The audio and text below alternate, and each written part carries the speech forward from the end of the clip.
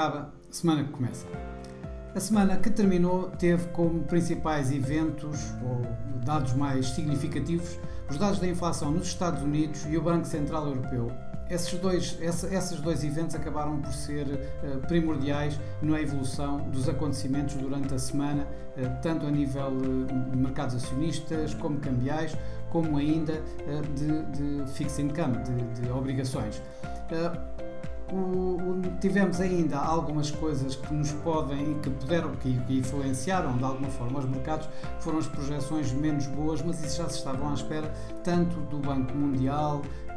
como da OCDE. Todos eles reviram em baixa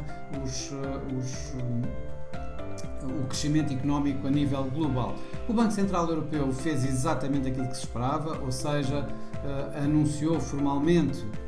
digo formalmente porque anteriormente Christine Lagarde já o tinha feito através de um blog do próprio Banco Central Europeu, mas fez formalmente o término do programa de compra de ativos, essas compras irão acabar até ao final deste mês e, portanto, a 1 de julho já não temos mais compra de ativos, já não há mais liquidez suplementar nos mercados. E a outra, que de alguma forma foi alguma surpresa, foi comprometeu-se que na próxima reunião de julho irá efetivamente subir 25 pontos base a taxa de juros do Banco Central Europeu e provavelmente, e pelo menos 25 pontos na reunião seguinte, mas se a inflação continuar a aquecer, irá mesmo para os 50 pontos. Isto foi realmente bastante hawkish, bastante mais agressivo do que o mercado estava à espera. Ainda assim, ela teve influência no mercado acionista, mas não tanto no mercado cambial. Já veremos, já lá voltaremos. Os Estados Unidos, por outro lado, os dados da inflação foram uma vez mais quando se esperava que tivéssemos já passado o pico da inflação nos Estados Unidos e que estes números mostrassem exatamente um pouco isso. Não, eles aqueceram e mostraram continuidade no ritmo de aceleração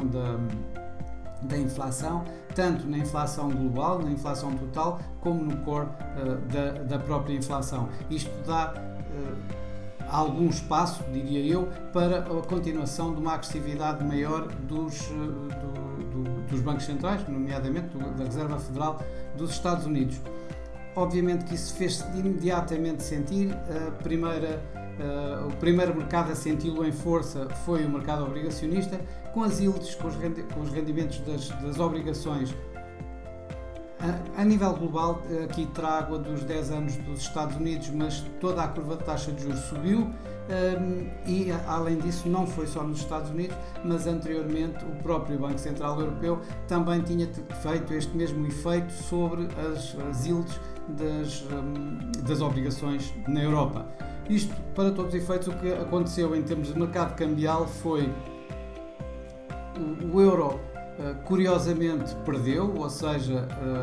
aquele posicionamento mais hawkish do Banco Central Europeu que se esperaria que desse algum suporte ao euro não aconteceu, isto porque os números da inflação, além do mais, foram extraordinariamente norte-americana, digo eu, foram extraordinariamente fortes, o que dão ainda um gap bastante grande entre o espaço que há para subir taxas de juros nos Estados Unidos com o espaço que há para aumentar taxas de juros na Europa. Além disso, o mercado estava bastante já descontado em termos do que o Banco Central Europeu anunciou. É evidente que foi uma surpresa por parte do BCE, mas foi uma surpresa de alguma forma já quase pré-antecipada, enquanto nos Estados Unidos a surpresa foi maior no sentido que já havia algumas vozes que davam que havia algum recuo ou mesmo alguma pausa na agressividade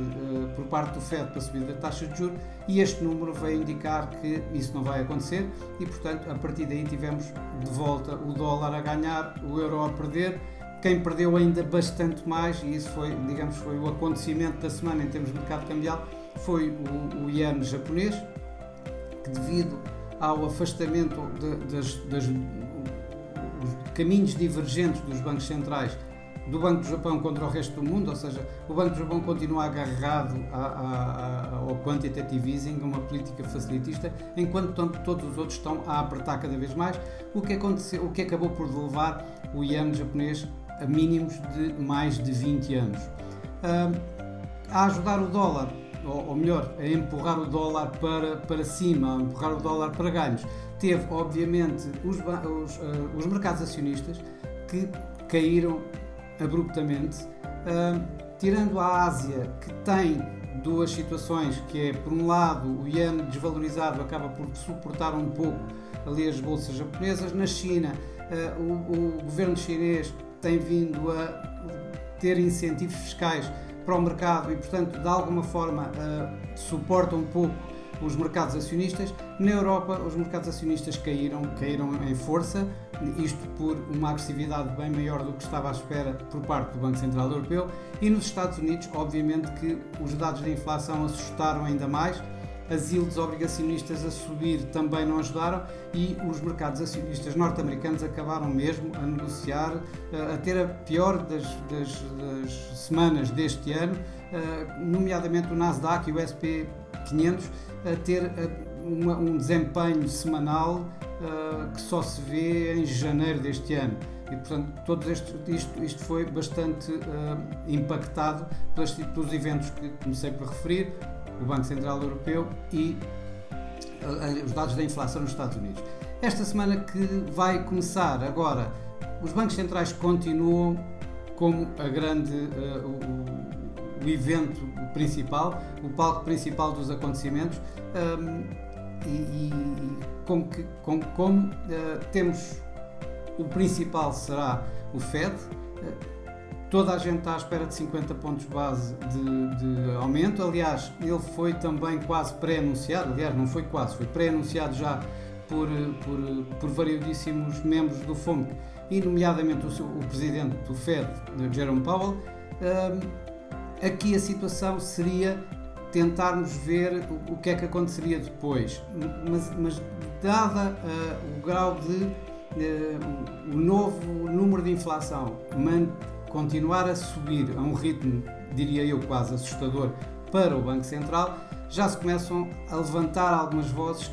e algumas previsões que nesta reunião o Banco Central,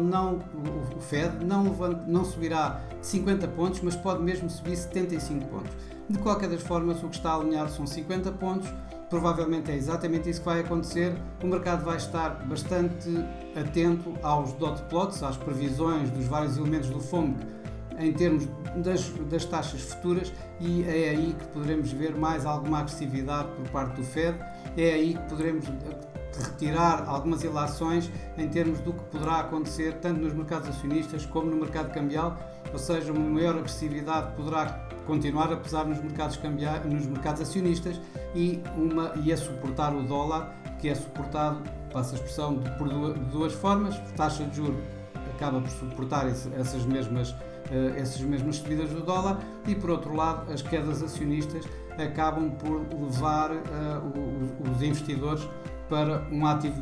de refúgio, e o dólar é um desses ativos de refúgio. Temos também o Banco de Inglaterra, que deverá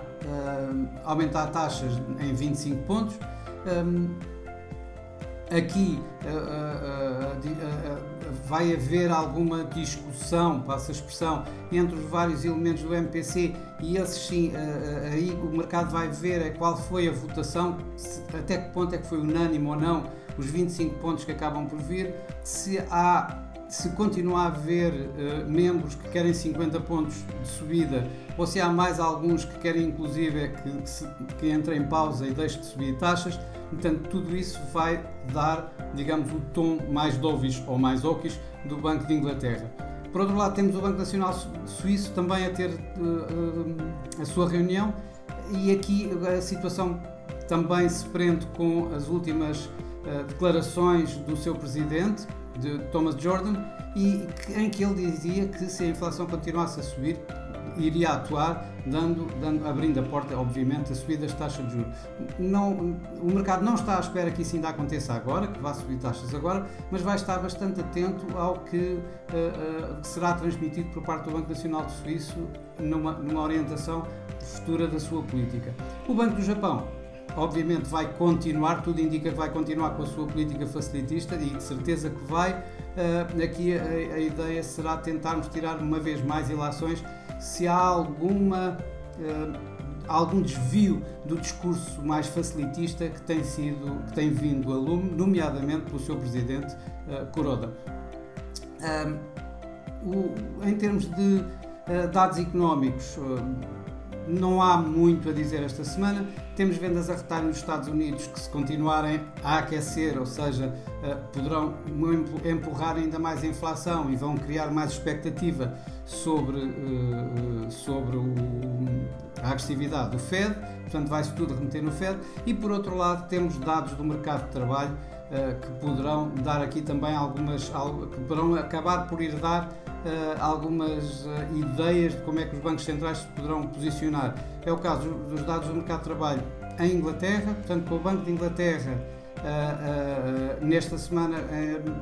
ter a sua própria reunião, e antes disso tem mais dados do trabalho, em que é um dos pontos que o Banco de Inglaterra estará bem atento. Portanto, aqui uma continuação de uma subida, ou seja, bons números do mercado de Inglaterra, subida do número de empregos, poderá criar aqui assim mais suporte ao Banco de Inglaterra para subir taxas de juros. Noutra geografia, a Austrália também vai ter dados no mercado de trabalho, e assim o Reserve Bank of Australia já disse que estava bastante atento aos mercados de trabalho, e é aí que ele coloca mais o seu foco relativamente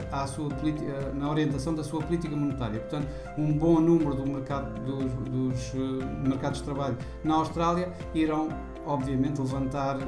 de imediato as expectativas para uma nova subida de taxas de juros mais agressiva por parte do RBA. Esta semana é tudo. Desejo-vos uma boa semana, bons negócios, e para a semana cá estaremos novamente.